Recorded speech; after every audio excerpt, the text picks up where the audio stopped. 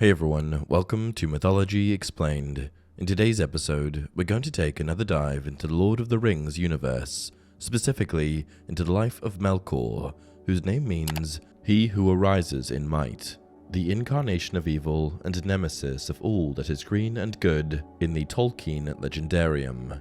The Balrogs served him. He created all the dragons of the world. He created or corrupted every other evil creature, either directly or indirectly, and he was more powerful than any of the other greater spirits that came to Ea, the world.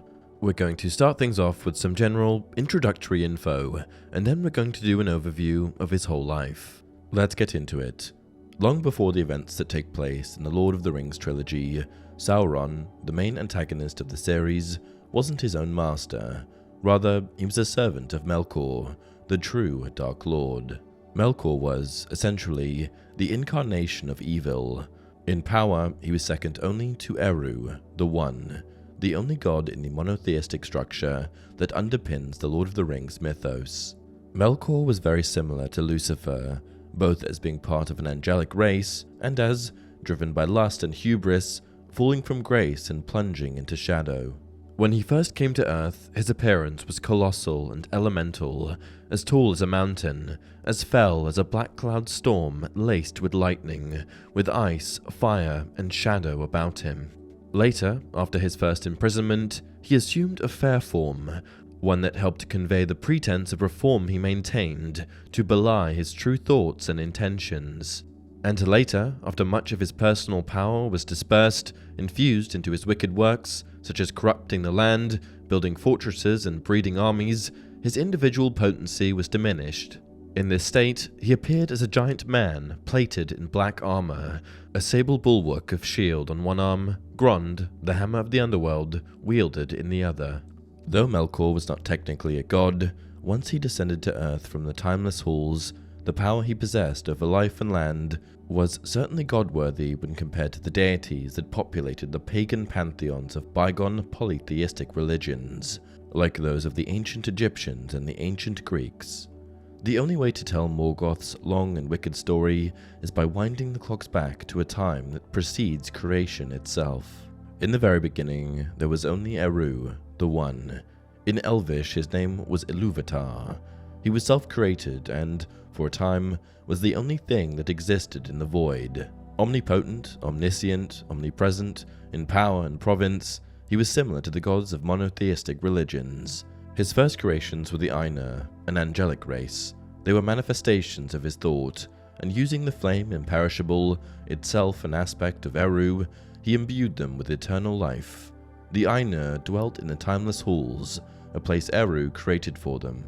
Among the many gifts Eru bestowed on the Ainu was a great voice, so that each of them could sing for him, first individually, then in concert as a choir would.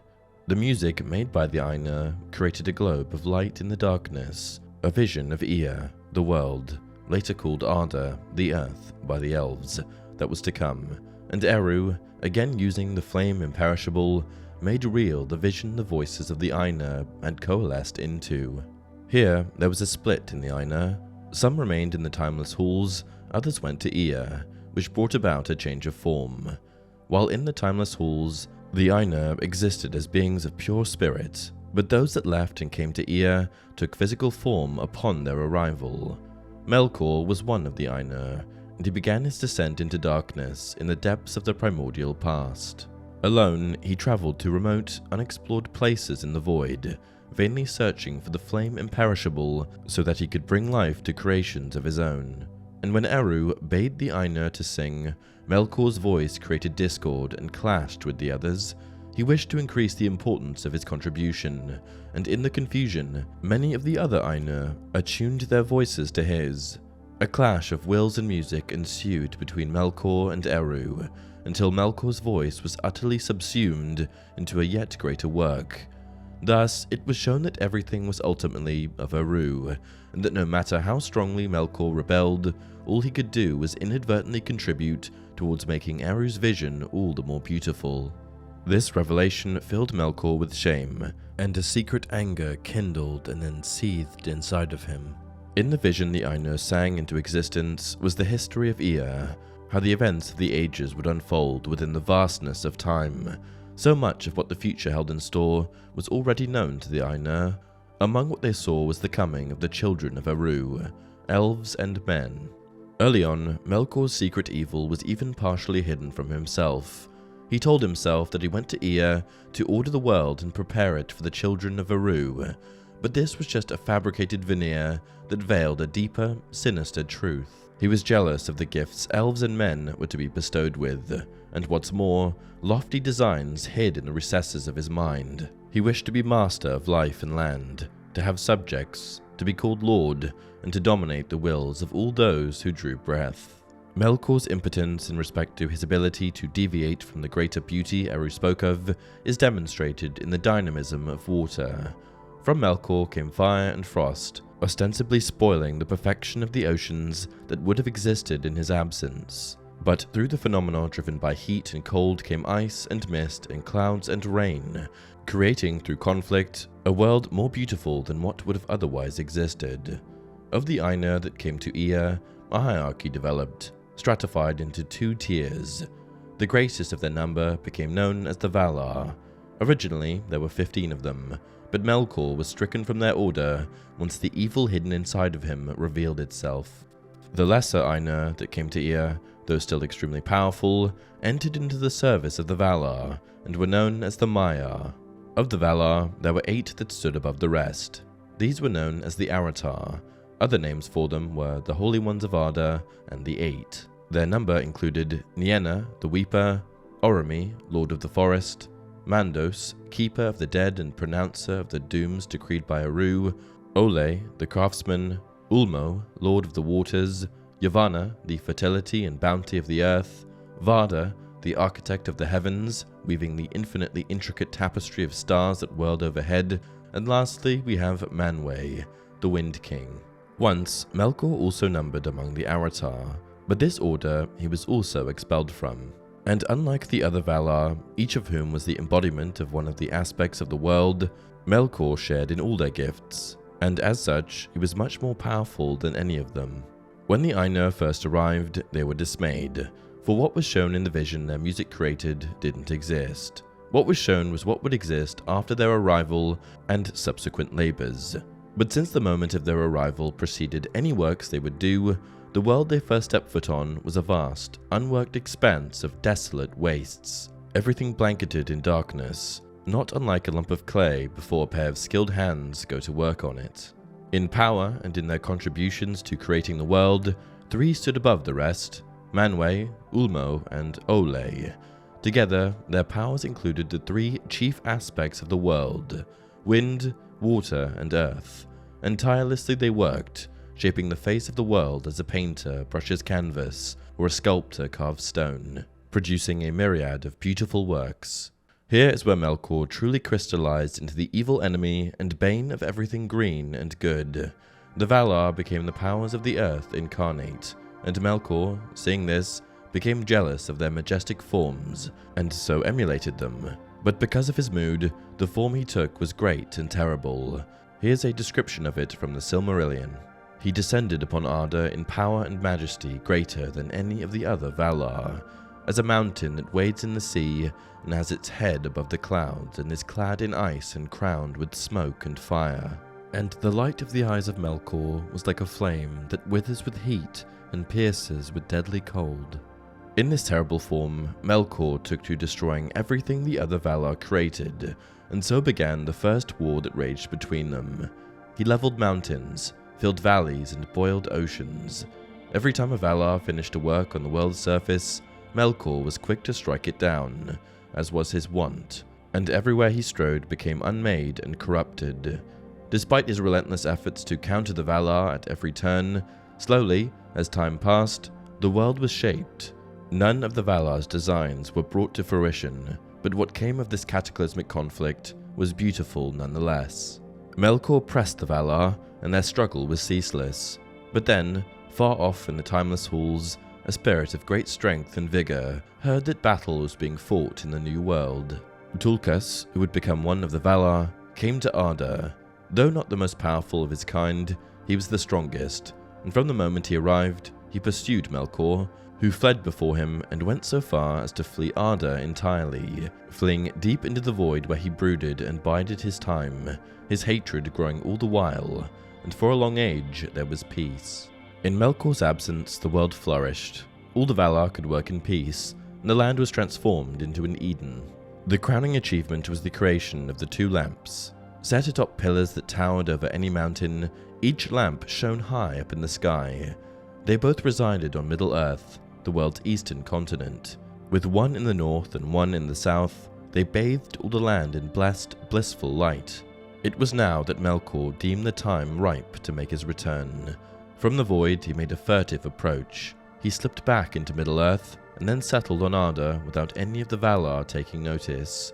In the far north, he delved and tunneled so extensively that it was as if he had created his own subterranean realm. His work there was called Utumno, and it served as his seat of power for long ages to come. Melkor's return was like the beginning of a sickness upon the land, and as that sickness spread, the Valar eventually perceived that their enemy of old had returned.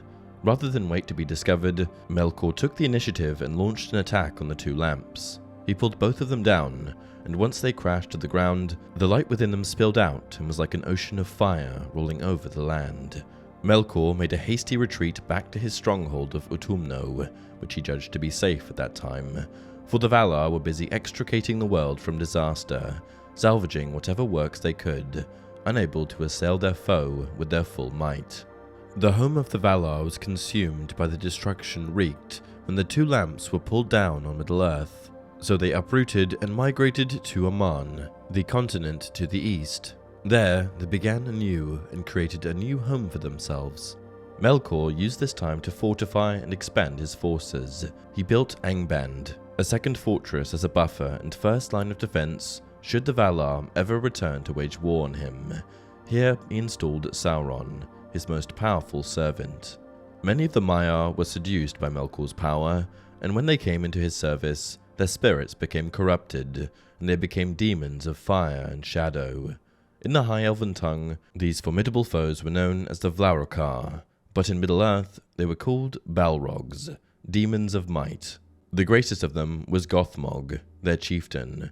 But not all of the Maiar corrupted into Melkor's service became Balrogs. Such was the case with Sauron, who, of all of Melkor's servants, was the greatest general. He was cruel and cunning, and could change his form at need, appearing fair when manipulation and deceit were needed, or fearsome when battle demanded it. Melkor was spared from the wrath of the Valar because the Valar were reluctant to unleash their might against him. The destruction of the two lamps saw an ocean of fire wash over the land, so they didn't want to see a catastrophe of that magnitude repeated.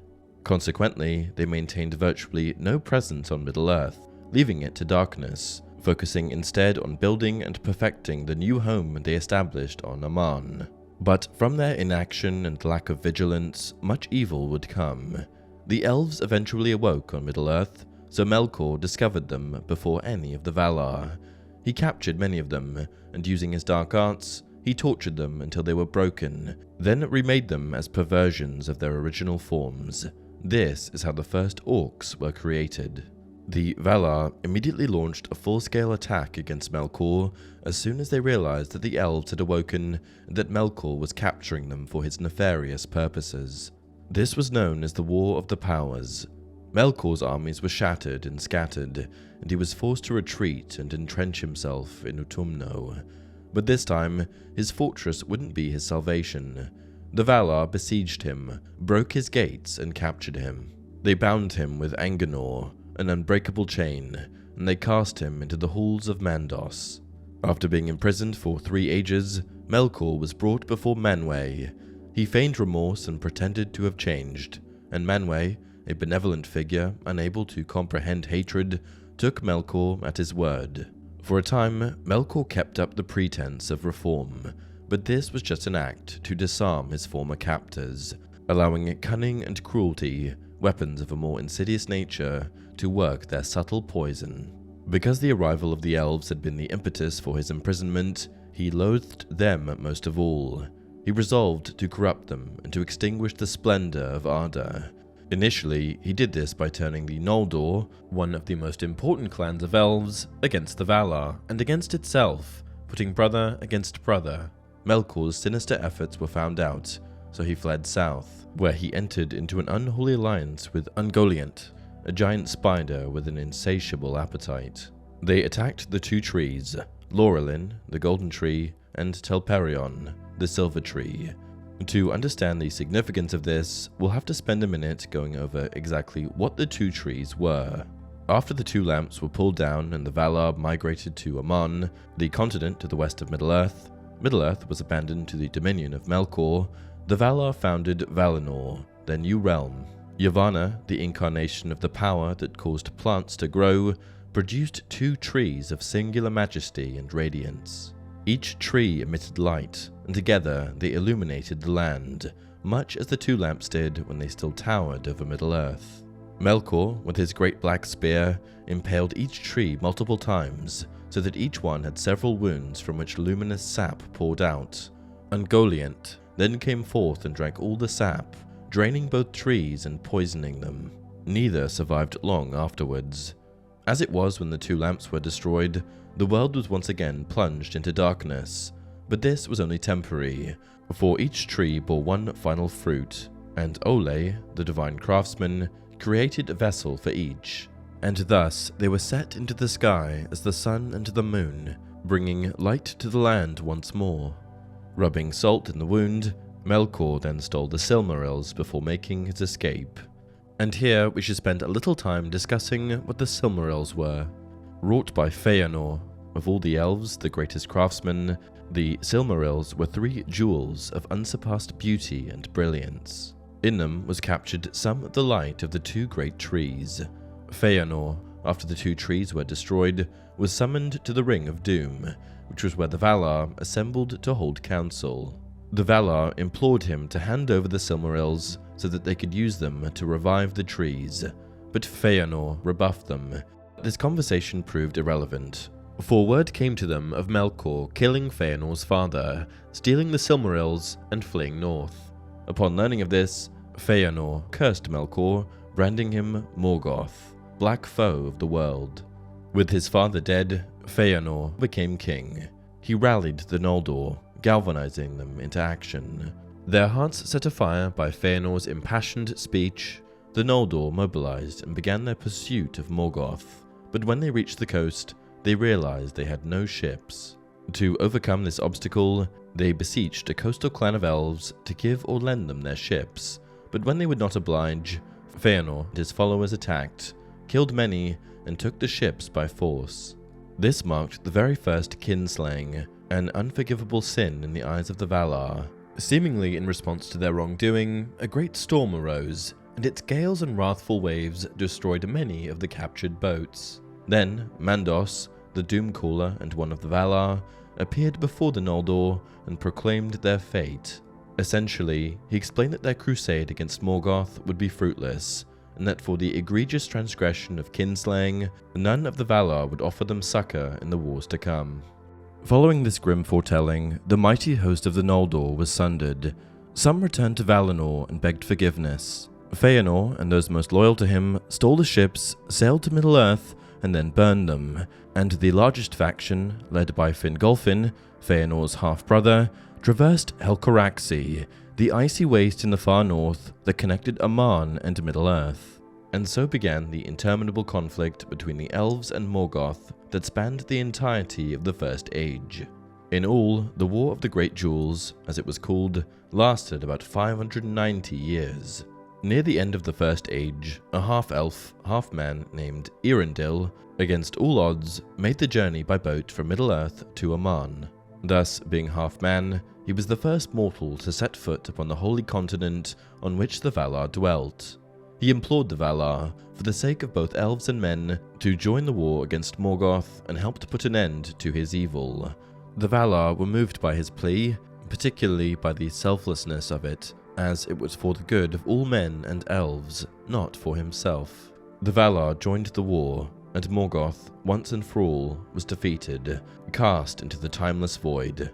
Now, what we're going to do is circle back to the time Morgoth and Ungoliant killed the two trees, plundered Fëanor's vault, stealing the Silmarils and many other lesser glowing jewels, and fled north back to Middle-earth, this time looking at events insofar as they revolved around Morgoth. By consuming the luminous sap of the two trees, Ungoliant grew in both size and terror, and became a dark behemoth that even Morgoth became fearful of. Still ravenous, Ungoliant demanded that Morgoth hand over the jewels he had stolen. He tried to satisfy her by handing over some of the lesser jewels, but she could not be appeased and demanded that the Silmarils be handed over as well. Morgoth refused, so Ungoliant attacked, weaving her dark webs about him. Morgoth screamed, and his Balrogs, which were hibernating nearby underneath the ruins of Angband, heard and rushed towards their beleaguered master. They swarmed in with their fiery whips and chased Ungoliant away. Later, Morgoth set the three Silmarils into his iron crown. News of the Noldor elves coming to Middle-earth reached Morgoth's ears. He sent a great army of orcs against them. Their numbers were so great that when they approached they covered the land like a swarm of insects on a carcass. But despite this, they were no match for the Noldor, who cut through them like a scythe through wheat. After subsequent attacks, it became apparent to Morgoth that orcs were nothing but fodder for gleaming elvish blades. He began capturing elves, breaking them, and releasing them as spies that kept him apprised of his enemies' doings. And he began creating more formidable servants. He created the dragons, unsurpassed in size, unassailable in their strength, an enemy against which even the elves were overmatched. Though Morgoth was at one time besieged, and though he suffered setbacks, ultimately, after centuries of war, the elven forces dwindled, and their power to resist him diminished. After many wars and the destruction of many great elven cities, Gondolin, the last of the great Noldoran kingdoms on Middle-earth, finally fell. After this was when Irindil sailed to Aman to supplicate the Valar, who finally relented on their vow not to support the elves of Middle-earth against Morgoth in any way. Morgoth, incapable of understanding compassion, didn't anticipate the Valar setting their might against him once again.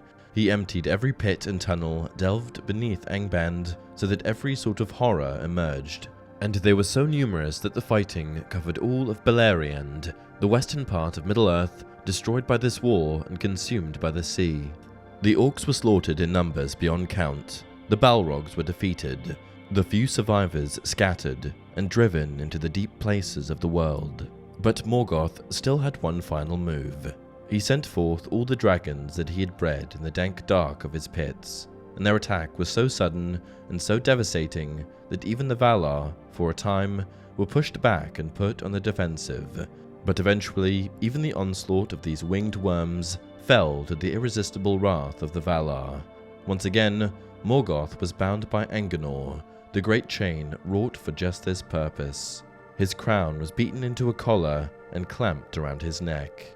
And the two Silmarils he still possessed, two because one was stolen centuries past by Beren and Luthien, were prized from his crown and recovered, though only for a short while, for one would be taken by the sea, the other by the depths of the earth. This time, Morgoth was cast into the timeless void. And that's it for this video. If you enjoy the content, please like the video and subscribe to the channel.